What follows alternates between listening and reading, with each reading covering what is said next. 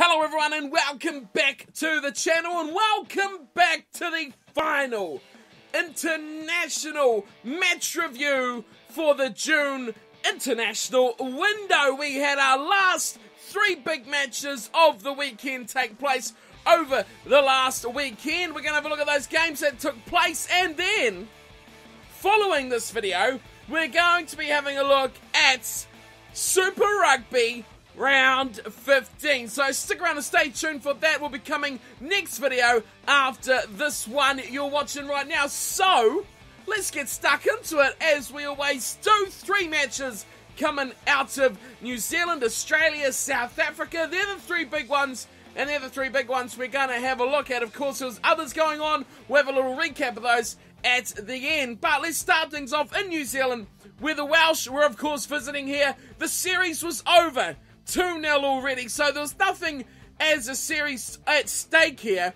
But for Wales, every opportunity that they come up against the All Blacks is an opportunity to get a victory. And that's the way they have to play this series. That's the way they really should have played this match. But it's not the way it went at all. The opening stanza of the match was like they all were. It was kicks each way, penalties to boot, and then all of a sudden the All Blacks grab a couple of tries and the game heads in a completely different direction than the rest of the series. This was the biggest blowout of the series. We've had some really good games throughout the whole world, but this one really didn't step up to the level that was seen of Test 1 or Test 2, and the All Blacks were just far too good. And I think Wales were just spent such a long season, their 18th test of their season, and they were mentally, more than anything, on the plane home, waiting to get back to their homes.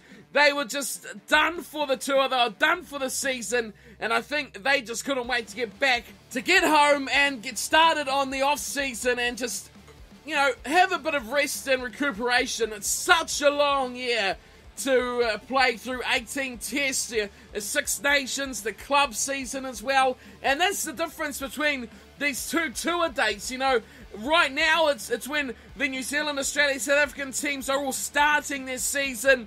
They're a few weeks into their club competition, whereas on the Northern Hemisphere side of things, they're at the end. I mean, Viva Premierships just wound down, the Pro 12, Top 14, just recently finishing in the last few weeks, so that's where the difference comes. Now, at the end of the year, when the All Blacks, the Australia, South Africa tour the Northern Hemisphere, it's a complete turnaround, and I think that really does make quite a big difference for the timing of the matches. The Northern Hemisphere is ready, but ultimately, they're always ready to go home as well. By the time half-time rolled around, it was 18-6 to the All Blacks, and although Wales have played very admirably over this tour, they looked to be no way back with the way they were playing. And the way the All Blacks were playing as well, they were not giving an inch to the Welsh side whatsoever. The All Blacks dominated start to stop, and they were letting no visitors into their try line at all.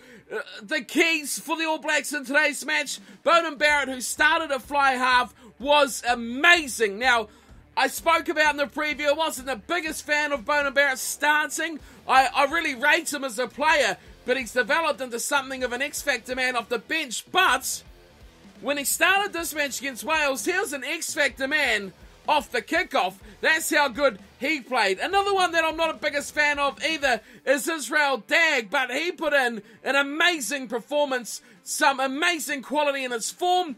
He was so hard to stop, even chose to pass a few times, which was good to see. And for the Welsh, I think Liam Williams was outstanding as well. He has been, I think, the best man in a red jumper throughout this tour. Easily, no question about it, Liam Williams would be my go-to man. He is my key man. Roberts has played okay over the series, but Liam Williams, he's been my go-to. And I think Reece Patchell, new to the side, I think he still performed very, very well. He was all over the place, and he always performed to be a havoc in the All Blacks breaking, and ultimately, he couldn't stop everything, but I think he did himself very proud of the way he played against the world's best team. And with it being played at Forsyth Bar Stadium, a place that's always dry, there's no weather to contend with, it was the perfect conditions for running rugby, which the All Blacks were just all over for that whole entire match. The final score, believe it or not, 46-6. The All Blacks absolutely demolishing the Welsh and capping off the series 3-0 and taking the biggest win of all to the end. Now, from that match, the only disappointments I really had from an All Blacks fan's perspective, a lot of people talking up the way George Moala played. He was probably my biggest concern and disappointment about how little he passed the ball. There was opportunity after opportunity. They could have scored about 3 tries off his line breaks. He scored 1, but 2 were bombed by the fact that he did not pass the ball. Now, it's quite a common thing. Like, we go back to Ma'anonu being a new player. He was very much a catch and charge. Fikatoa, very much the same mould as well. Tamani Valu, again, very much similar, although probably more of a runner than a charger. Now we see George Moala doing the same. I just wish these guys had the ability, and I guess that's what they train them to do, is to look around and say, right, 1, 2, 3 in black jerseys, 1 in a red jersey. Draw, pass, try. Not be the hero, not do it all yourself. It's something that these guys need to learn, but still early days for Moala. I hope that he does develop into a decent player and add more depth to that centre, which, you know, when Sonny Bill Williams come back, it's going to change completely. Ryan Crotty did nothing wrong, so it's definitely plenty of spots up for grabs in their centre pairing positions if there's some more names pop up in the remainder of Super Rugby. Alright, that wraps up the New Zealand-Wales match. Just wanted to add that little bit at the end there from my observations of the game. Next up, we're off to Australia, where they faced England. Again, this series was all over, 2-0 to the English, and this was really the match that everyone had been expecting the series to be. Well, at least I had been expecting the series to be. This is what I thought was going to happen. Big scoring matches like this, attacking rugby, defence thrown completely out the window, and two sides going hammer and tong at each other with elusive attack and scything runs and barging charges through. I mean, this game had everything. Ultimately, you could say the goal kicking decided the winner, but it was a fantastic game to watch. I mean, there was tries aplenty. Australia actually outscored the English 5-4, and it showed a real attacking intent. That was so good to see after the second test, where they were absolutely clueless in attack. Makes me go back to this and say what changed. And the main one for me was Matt Samoa. He was the big one to change, and I think he was ultimately the difference in Australia finding their attack. I thought another one, Israel Folau, was a lot more involved in this matchup, and McMahon, who isn't adept at number 8, I thought had a brilliant matchup. He was really strong with the ball, big defence as well, and he was all around the field like you expect to see with the 7 on his back as well. For the English, I thought Farrell was spectacular. His goal kicking simply superb all by itself. And Billy Vunipola, I'm going to give props to the big number 8. I thought he had an outstanding match and a pretty good overall series as well. There's a number of players from England who you could stand out and say he was the exceptional player. Haskell, who didn't play in that final test, was brilliant throughout the first 2 as well. But ultimately, in the end, it was the goal kicking of Owen Farrell that set the two teams apart. 40 points to 44. England taking a narrow 4-point lead over the Wallabies to take the series 3-0. And it was just a joy to behold some attacking rugby, to see, really, from my perspective, to see what the Australians could actually offer had they got their best team on the field. Even for this whole series, things could have been a little bit different. I think Tamua made a massive difference between these two sides, and he was a big, big standout for the Wallabies. So Australia went down 3-0, and Cheika should be feeling the heat a wee bit here, I think, because things are only going to get more difficult for him as well. With the Rugby Championship not too far away, he needs to start performing, because Australia need to get wins over the All Blacks, over South Africa, over Argentina, and that is a tough ask as well. So, now the pressure's on him, maybe more so than he might think, because results are going to be so key for how he ends up this season. If they can take the Wallabies to another level, that's going to be the difference in him keeping his job through to next season. Okay, so last but not least of the June International Big Three matches, we made our way over to Nelson Mandela Bay Stadium in Port Elizabeth, where the Springboks were up against the Irish. Now, this one was my pick. 1-1 between Ireland and South Africa. This was the decider, and thank God one of these three series went to a decider as well, because it was getting, 2-0 and 2-0 dead rubbers, although both teams played a lot better, especially in the last match. But you kind of had that feeling that Australia just wanted to win to get something on the board. England, they just wanted to be the smart pricks and shut the Wallabies out. There's more to it than just a series in that third matchup between those two sides. But for South Africa and Ireland, the match we're actually going to talk about here, this was a massive contrast to what we saw earlier between both the All Blacks and Wales and Australia and England. It was a real battle. It was a massive fight between the forwards and the backs. Neither side really gained much dominance throughout the matchup, and you could tell on the scoreboard as it was slow moving. There's a lot of long passages where neither side really gained the ascension, and it was just like two big hammers going at each other.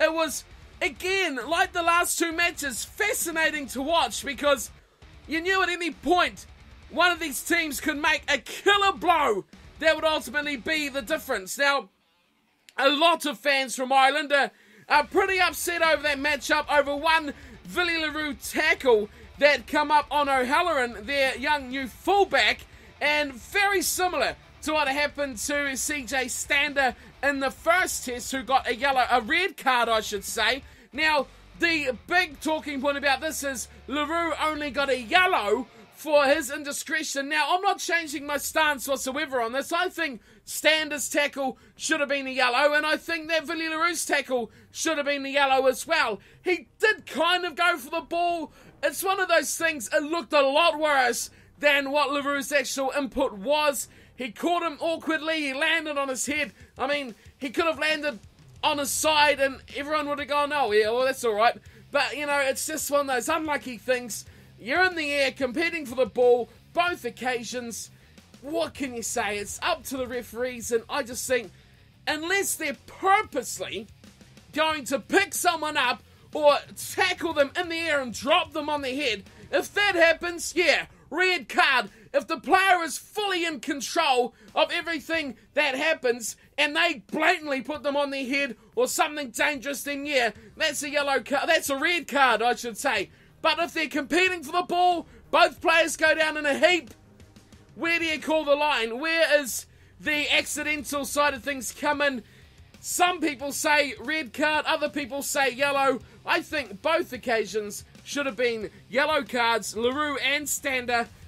That's not the way it turned out. In Ireland, I feel consistency should have possibly rewarded them, and that they shouldn't have had a red, or it should have been a red to le Roux, just because of the other instance. It's too much comparison between the two, but I think both should have still been a yellow card, but still nasty for O'Halloran to go down like he did. But I think for the players that were playing the match and not trying to kill each other, Yantes was superb once again. I think he has been one of the standout South African players throughout the whole rugby season, Super Rugby as well. Faf de Klerk.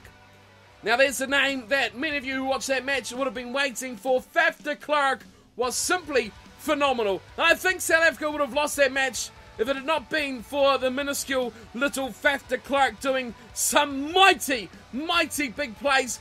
Not only at the end where he put on the try-saving tackle or try-saving knockdowns, he was doing it all throughout the game as well. And you talk about Faf de Klerk and the impact he had right at the end, and you have to say Ireland should have been the ones who actually won this match because they had such a massive chance to put this game away. But it was the impact of Faf de Klerk that ultimately put an end to that attempt. So Ireland, you got to say, you should have put that away, and you should have learned what the All Blacks do. You should have done it to South Africa and been on the other side of the ledger for a change. Broad Island, I think they have been my standout team of this June international window. They've been just brilliant. I think to come into this completely written off, completely given no chance at all, win the first test with 14 men, absolute ludicrous kind of thing to even say that they did against South Africa, and then compete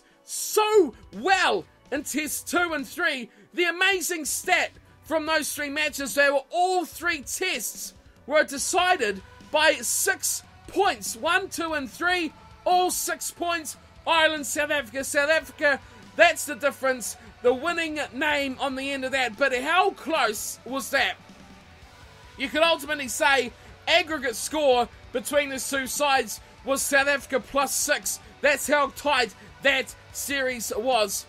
The other players who are impressed with throughout the match, Gantis and Faf de Klerk, we've talked about them. But I think Rory Best really did lead from the front as the captain for the Irish. He was strong running throughout, and I think he really did get his team right and ready and pumped up for this match. He was quite inspirational on the field. I thought the Irish really looked to him to be their leader, which he is. But I think he's starting to actually really enforce that pressure that he's been given to lead the side. He's starting to actually make the most of it, and I thought he was quite good in lifting his own performance to carry his team forward as well. Ultimately didn't get the result, but it was noticeable what his impact was. The other one was the fullback O'Halloran, who got the big tackle from LaRue. I thought for his first start he was absolutely outstanding to come into the team and make that kind of play. He was safe under the high ball. He didn't let much get past him at all. And I think, you know,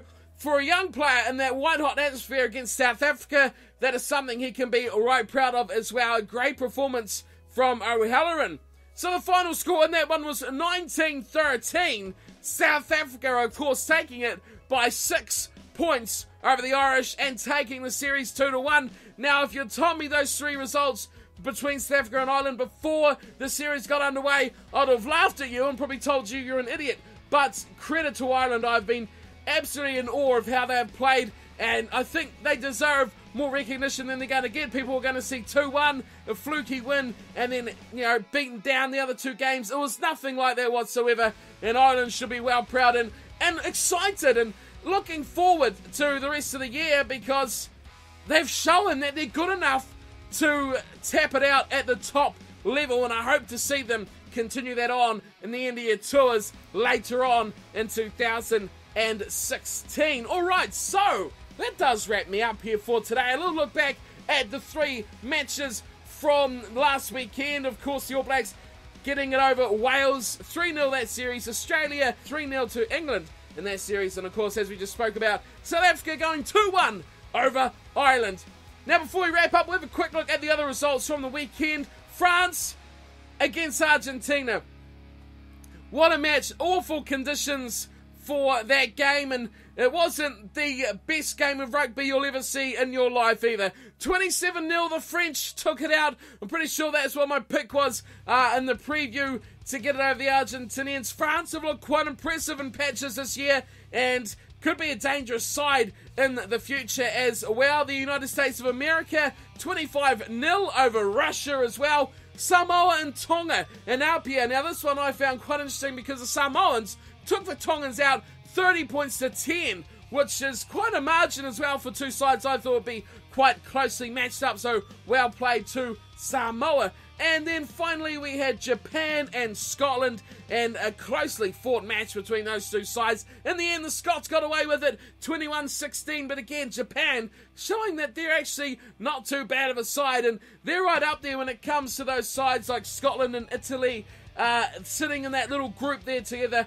and the Japanese side could really improve drastically heading towards the next World Cup. So a great weekend of matches, a great international tour. It's kind of sad that it is over, but there is Super Rugby returning this weekend. So if you're into your Super Rugby, want to see my thoughts on the matches coming up this weekend, stick around to the channel and stay tuned, hit that subscribe button, and next up you'll be seeing some Super Rugby previews for round 15. Thank you for tuning and watching. Let me know what your thoughts about the international series were over the last 3 weeks. I'm interested to see what you thought about the international games, who you were impressed with and who you thought was disappointing. But I'll see you again very soon for a preview of Super Rugby round 15. Until then, thanks for watching and take care.